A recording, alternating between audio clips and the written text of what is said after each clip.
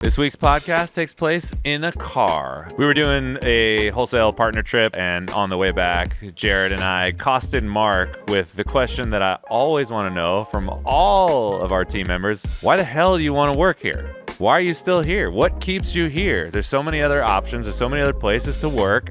There are certainly better people to work for than me. So why are you here? Had a great conversation with him, pressed him a little bit. I think it's really interesting to hear someone's journey and to think about the choices that we all have in where we want to work and what we're giving up to choose the path that we want to pick. So give it a listen. Here is Marc Gessler, Wholesale Partner Program and Director of Coffee at Cat & Cloud on the hot seat. All right. Push and pull. Marc, are you ready for this? How long have you been working here? I've been working for Cat & Cloud since May or June of 2017, so 6.5 years. So It's time to go to dinner. 6.5 years. I'm going to hand this to you. You're going to hold it for a second. Why are you still here? That's a big question. Yeah, I mean, I think the belief that you're talking about is a huge aspect of it. I believe in not just the things that we pursue and that we work on, but how we go about doing them.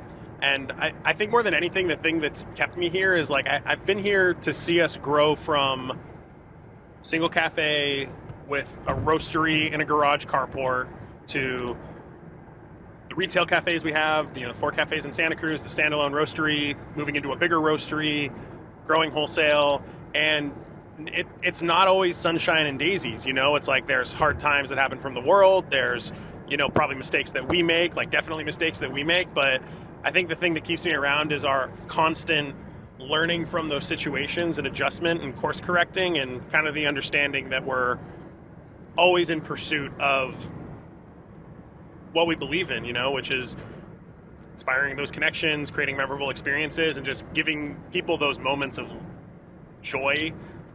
Excuse me. Giving people those moments of joy from something as simple as a cup of coffee, which is not simple at all, actually.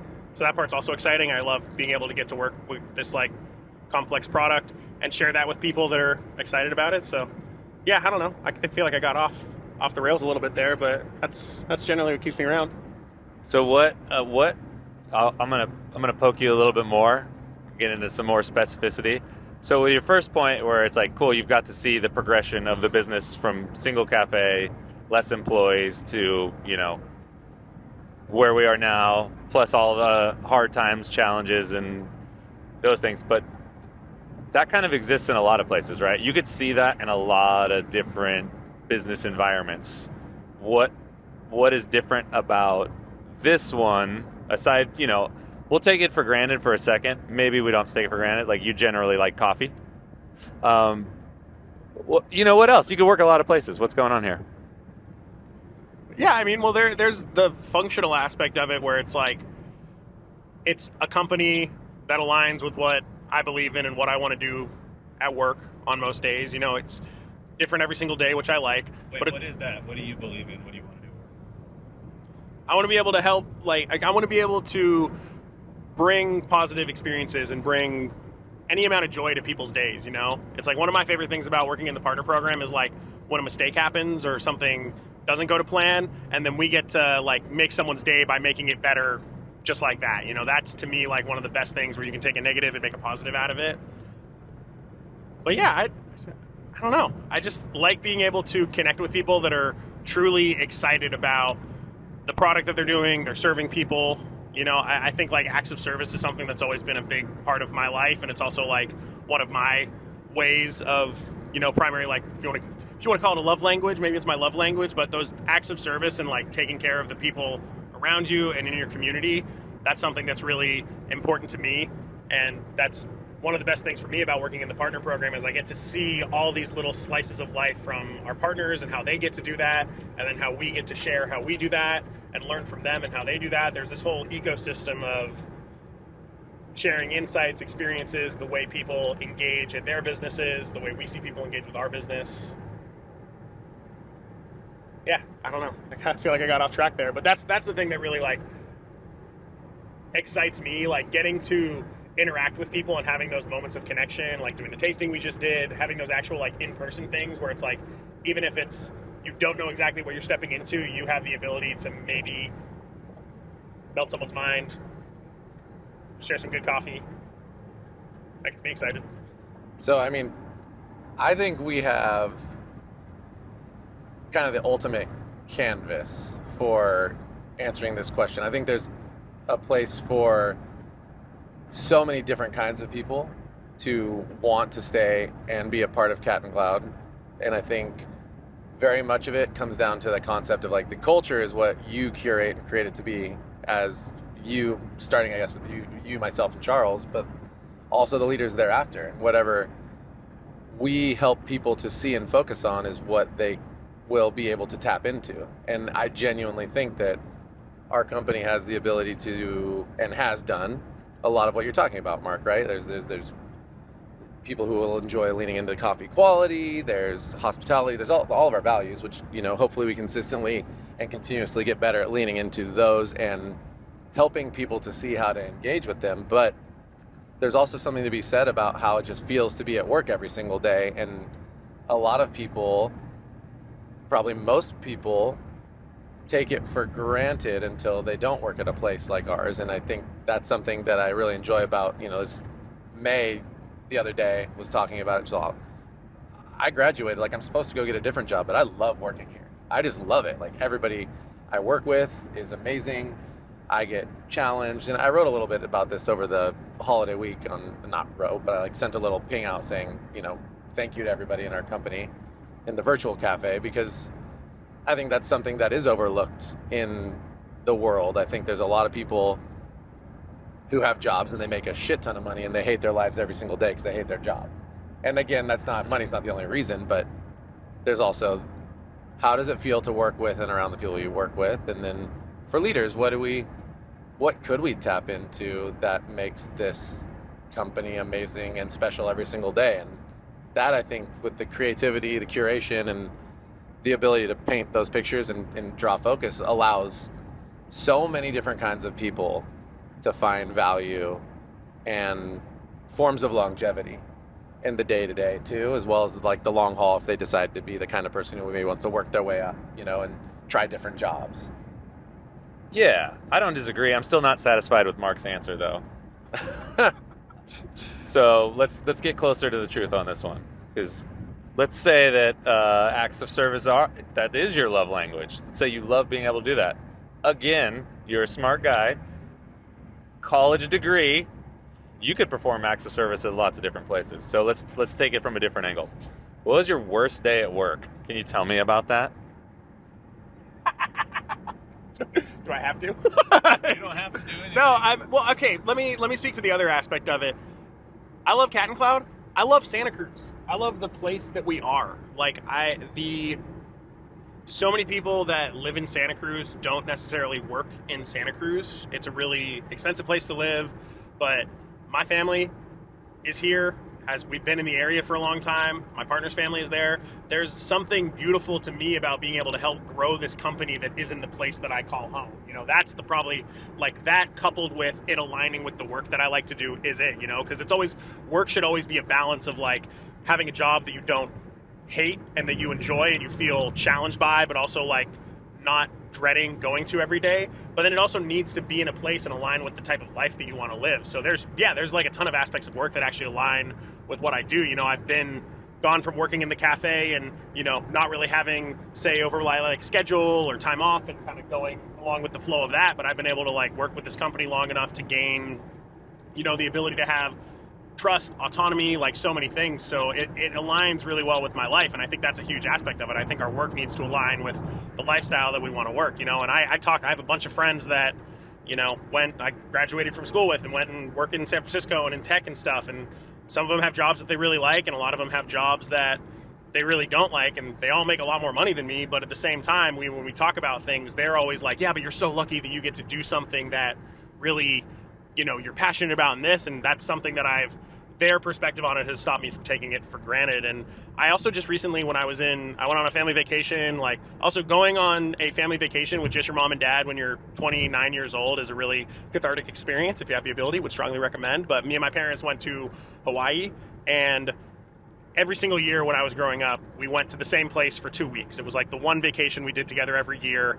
And I didn't really think about it when I was a kid. You know, it was just like, oh yeah, we're going on the vacation. Awesome. Like super fortunate, super privileged to be able to do that. But I didn't really think about like why we went to this one place. And this year when we were in Hawaii, I was talking to my mom about it, and she was like, those 2 weeks were like the only 2 weeks that I got of PTO per year from my job. And she worked in like early tech industry and like management and sales, not technical know-how, but with people. And she was talking about on this recent trip how she really did not like her job, did not feel inspired by it, did not feel connected to it, but she did it and showed up every day and provided for our family in an amazing way. So we were talking about this in the context of like how important this trip to her was, because this was like her one time to fully disconnect. And the flip side of that was her talking about how she's really happy for me that I get to work in a job that fills me up in a different type of way. You know, I might not make as much money. I might not be, you know, in that tier of tech or whatever, but I get to learn so much as well from, you know, working with this company as it grows. And yeah, I don't know. So I think there's two sides to every coin, and this is the side of the coin that I found that really speaks to me and my lifestyle and what's in my heart, I guess. Oh, is that better? Is that better? Satisfied? That was pretty good. Satisfied. I still want to know about your worst day at work. I mean, yeah, the worst is when you do everything you can to communicate clearly, and you do everything you can to... No. It's got to be specific. You're He's talking all- about ideas. One day, Chris Baca walked into the office. We had a scenario where I made a decision that did not resonate well with another wholesale partner. We agreed to supply coffee to another business that was in somewhat of a proximity to another partner. Now, we had a conversation, like an initial conversation with our existing partner to see if they were okay with it. And, you know, right off the bat, they were like, yeah, that shouldn't hurt our business. We're okay with it. But I think as they sat on it, it didn't sit right with them. And that resulted in us losing a really amazing partner, you know, for something that didn't even pan out, you know, because they also did not want to make waves in their business. So we ended up losing both potential partnerships. But what struck me the wrong way about it was because I always wonder if the communication that I did could have been better about that, or if I had been a better listener to how the initial conversation went, we could have done differently and continued working with what's an amazing business. You know, I still love to see what they're posting on social media and, you know, what they create and offer to their community. I think it's great, you know. So that really was a really bad day at work, because it hurt me, because it's like I did something that rubbed one of our partners the wrong way, which is something I never want to do. I always want to take care of the people that we work with. But then it was also like, what did I do that, you know, what did I fuck up on? Like, how could have I been better in that scenario? So that was one of my worst days at work, but it was the result of maybe not being a good listener, maybe just being excited about another opportunity and not hearing our existing partner in the best way. So yeah. Maybe just assuming that, you know, they didn't realize they were competing with McDonald's, you know? Our newest wholesale partner, McDonald's. Just kidding. What do you think? So you talked about some of the stuff that you learned from that, which all seems to align with what you spoke about before in terms of being of service, helping people out. How often, that's a big, you know, I asked you for your worst day, so that's kind of a big miss. How often do you have things like that come up where you're just like, okay, this was a weird situation, but now I get to put another tool in my memory bank? Because I'm assuming that you would approach a lot of things differently now. Like, when those things happen, are you actively logging them, taking note of them? Or, you know what I mean? How do you digest all of your learnings? Yeah, I mean, I'm not going in and updating our SOPs based off that, but it definitely plants a seed inside of me that continues to grow. And, you know, that's something that I'll try to pass along to the people that we work with. Like, it's definitely informed the way we connect with our existing partners. When people close to them reach out, you know, that's something that Gene and I have definitely talked about, and something that we are always striving to be aware of, because just like you said, like every situation that makes you feel that way, like something didn't go the way it should have, or go the right way, or, you know, it's an opportunity to learn. And I think the learning is more internalize and something that then I can pass along to myself and, you know, people on my team to how we can continue to like serve our partners in the best way, you know, or a better way rather, because it's always refining. You know, you're striving for perfect, but perfect is an unattainable thing. You're shooting for it, but not getting there, but always trying. So in the context of that scenario, were you then like what actually changed? You know, do you ask a couple more questions now? Do you know what? Because what I'm hearing as well, right? There's the learning aspect of potentially whatever, being young, maybe not picking up on nuance. Maybe you did, right? Like you don't know. You stupid kid. Yeah. So but that's what you're doing to yourself, right? I'm hearing you say that about yourself. You're like, you know, but what? Yeah. So what changed on the other side? I think I was excited, and I started the communication with the other business before I had a conversation with our partner. Now, I didn't make any cut and dry decisions. I was still like, I need to talk to our existing partner about this, but I started to have that conversation, and I sent samples. Now, and for context, I'll send samples or give coffee samples to people not just to try to get them to buy our coffee, but because I like sharing a product that I'm excited about. Right. If there's someone out there that I know likes coffee, we have really good coffee that I want to share and I want to get out there. So I think the sending of the samples early, as well as talking to them, having a deeper conversation with them initially, was an aspect of it for sure. But again, yeah, I think also just asking the right questions, really actively listening, like not just approaching it from the perspective of like something that what we really learned from this is like two businesses can be really close to each other that serve our coffee, and sometimes it will have a direct negative impact on the business, and sometimes it absolutely won't. You know, if like two businesses don't directly compete with each other, they're not going to pull from each other's guests, but that still might not sit right with someone else. You know, someone might be looking to offer their community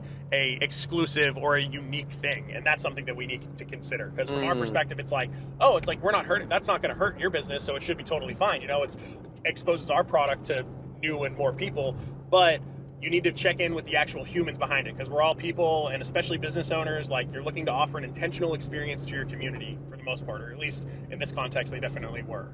You know, so that was a learning experience, is to really like ask more questions, just get to the core of like what's important to you. Because we have other partners that like have, you know, other cafes in their neighborhood that serve our coffee, and they don't mind. You know, they know and have like they know that their experience is going to align with it, whether it's our coffee or not. You know, it's like I like to think and believe and know that our coffee adds to that, but that's not the only thing that makes it special. And you know, I think some people want a little bit more protection around that potentially. Yeah, and I don't even, you said it earlier, it's not even really protection, because what we're talking about is how does it feel? Like, what is the feeling that person wants to have? You know, it doesn't matter what the reality is, because we're not really that rational. If the reality is it's not going to take away from any of your business at all, but it still feels bad to that person, then it's not a good move, right. You know? So to sit there and like you're approaching it with this certain degree of empathy, because we have a partnership already, and obviously you're inspired by service, you're inspired by taking care of people, you want to do that. It's not going to do you any favors to go in there and say, look, we have the data. You're in a 5 blocks here. These are different customers. I can prove to you without a doubt that your business won't be affected, because that's not what people are asking for. Foot traffic. They're not asking for reassurance. They're being like, hey, like, just care about me. Yeah, please. I value you. Will you value me? You know, and different people have different takes on that. Yeah. So that was your worst day at work, because your acts of service, which were so pure and true, backfired, and you were doing such a good job still. Even that though, it's like other good things. It's like that's the other thing where it's like I still was able to like we still built a relationship. Like the other business didn't work out, but we were able to make a connection with someone in that community that also really loves our coffee and really messes around and like not messes around, really fucks with what we do. You know, they really vibe with our culture. They really are about it. And, you know, that's someone that I've been able to also maintain a relationship with. So that's, you know, it's like, I don't want to be like the gatekeeper of who can engage with our product. Like that's my thing. I want to be able to like connect with the people that are excited about what we do, whether it's what we do culturally, what we do coffee wise. Like those are the things that I want to share moments over, you know, and be able to like represent in the best possible way. So it's still like, even that, it's like there was learning that came from that, but it's still like also like another good like relationship came out of that, and a good, you know, person that I enjoy talking to and connecting with, and now has a business that serves our coffee in that community. So, you know, it's there's always like a flip side, and it's like hindsight's always 20/20, but like as long as you learn from something and then can find the best path forward, like that's, to me, that's the important thing, because I don't know, otherwise I'll just end up harping on what went wrong and that's no good. That doesn't do anybody any good. No, I think you can take your time to learn what you learned, and there's a lot of nuance to that for sure. And moving forward, what you knew then you knew, and you know a lot more and a lot differently now. And that was what, 5 years ago, we'll say, give or take, or less, but whatever. You know a lot differently now, and that's part of the whole gig, right? You do better now. What do you think has changed the most in your personal life because of your work? Are you applying? Actually, scratch that question. We're not even gonna ask that question. Mark now versus 2017 Mark. What are some of these big things that you've put in your knowledge belt from having the experiences you've had here? Yeah, I mean, it all started in the cafe, which is taking care of people, but it's getting past that initial layer of what someone needs or what someone needs in that immediate moment. It's like looking at the bigger picture of what's the full scope of what really takes care of someone, because you're in the cafe, you see someone that's lost, they're maybe walking around with a cup of coffee that doesn't have a lid on it, and looks like they're looking for something. Great, you're looking for cream and sugar, maybe you're looking for a lid, maybe you're looking for a stir stick, whatever you're looking for, and it's you can point them in that direction. But maybe the bigger thing to take away from that is okay, how can we set our guests up for success from the first step? What can you do to teach your people to, hey, yeah, here's your cup of coffee, condiments and lids are right over there, and guide someone through the experience. So that's just a micro level coming from the cafe, but I think the same thing applies for the partner program. It's it's listening and hearing what people's immediate needs are, what's the thing that they need, from us and what they're asking for, but then trying to get a sense of what the bigger picture is of okay, what would be helpful for you on the next level, what helps your problems not be problems in the longer run. So that's, I definitely say, something that has been learned through working with many businesses around the country, in our community, all over the place, and just actively listening and trying to hear the second layer, or the deeper layer, not just what's being asked for. Oh, well, you might as well hold on to the mic, Mark. Mark. Because you and I are about to go into Gene as well, who's driving and focused so well, white knuckling it. We're about to go into a room for 2 days and talk about the next portion of our future of wholesale partner program world. And I'm wondering, a little foreshadowing, but what are some of the things going on in your mind? What are some of the things you're excited about? Maybe through about conversing about tomorrow, but maybe even just that you might throw out into the ether. What's going on in your brain for the future as the person who runs the wholesale program? Yeah, totally. I'm excited about the opportunity for some of my beliefs to be challenged, hopefully, and just get a different perspective on what we do, working with, each other and experts in this field, essentially. But I just want to know that the way we're approaching it and thinking about things is the correct way, because we've been incredibly fortunate with our wholesale where so much of it is inbound, because of this podcast and, YouTube and social media and all these things, people come to us and are seeking us out, and then my job is to take care of them, essentially, make sure they get the best experience, the best, most accurate representation of everything that we have to offer, from coffee to service to equipment, whatever it might be. So I'm excited to learn about what we can do more to reach more people potentially, because I think we have some really amazing organic avenues of going through that. And then I'm also just want to make sure that I'm not missing something, because that's the biggest thing that I'm afraid of, is that there's an aspect of this that's maybe a blind spot for me, that I just don't inherently go to from my experience initially. Because, it's I had never done, my first job ever was as a sales associate at the van store in the Capitola Mall in Santa Cruz, Now it's again, that's something where it's people are coming to you. You're not going out there and cold calling. You're not standing outside of the door in a giant shoe costume, trying to go draw people in. You're taking care of the people that come from you. So for my first working experience, that's been my goal. And I'm excited about the potential opportunity to learn different or new things that we could do to serve more people. With, the van store. What are some of the things, though, you're in the van store, what are some of the things that you were taught or that were done there that you maybe saw led to certain shoes or sales? What were some of those things? Yeah, absolutely. So my thing is, if I am genuinely excited about whether it's a product or an idea, I don't feel like I'm doing sales. I think I'm just getting to like talk about something that I legitimately like. So I would always, maybe this is a negative on my part, but I would always try to guide people towards the stuff that I enjoyed wearing, you know? Obviously you're getting a gauge on their style and what they wear, but then finding the version of that suits them.